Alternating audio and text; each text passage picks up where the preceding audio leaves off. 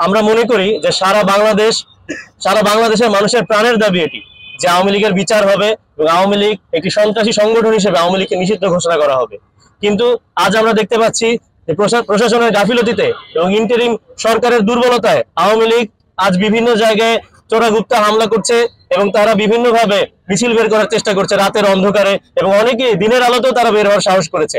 যেখানে জুলাইয়ের হত্যা মামলাগুলো চলমান অবস্থায় আছে, যেখানে শেখ হাসিনার বিচার প্রক্রিয়া চলমান, তদন্ত প্রক্রিয়া চলমান, সেখানে আমরা আওয়ামী লীগের এহেন কর্মকাণ্ডের প্রবল নিন্দা জানাচ্ছি এবং আমরা এটাই বলতে চাই যে তাদের যদি কোনো অনুশোচনা বোধ থাকতো, তারা যদি জুলাইয়ের জন্য মাফ চাইতো, তাহলে বাংলাদেশের মানুষ চিন্তা করে দেখতে পারতো যে আওয়ামী লীগকে সুযোগ দেওয়া যায় কি। কিন্তু আমরা গত 8 মাসে আমরা আওয়ামী লীগের চরিত্রে, আওয়ামী লীগের কোনো বক্তব্যে কোনো অনুশোচনা, কোনো ক্ষমা চাওয়ার কোনো ভঙ্গি আমরা দেখতে পাইনি। সুতরাং আমরা জাতীয় নাগরিক পার্টি, তরুণ বিপ্লবী যারা গণ অভ্যুত্থানকে নেতৃত্ব দিয়েছে, জাতীয় নাগরিক পার্টি তাদের দ্বারাই গঠন করা হয়েছে এবং আমাদের সাথে ছাত্র জনতা আছেন, শ্রমিক জনতা আছেন এবং সর্বস্তরের জনগণ আছেন। আমরা সবার পক্ষ থেকে দাবি জানাতে চাই যে আওয়ামী লীগকে যেন একটি সন্ত্রাসী সংগঠন হিসেবে নিষিদ্ধ ঘোষণা করা হয়। সেই সাথে আমরা সুষ্ঠু বিচার প্রার্থনা করছি।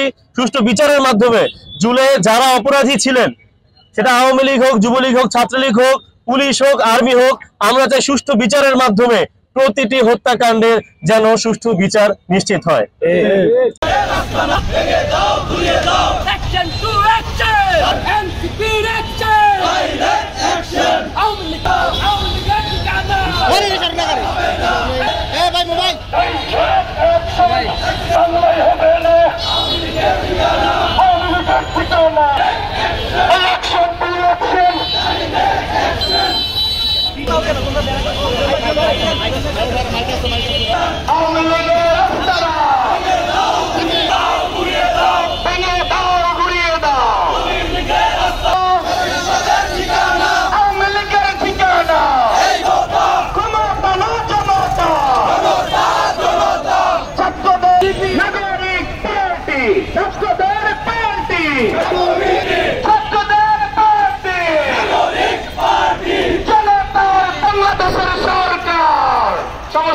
সংস্কার এই মুহূর্তে দরকার, সংস্কার এই সংসদ না পরিষদ, গণপরিষদ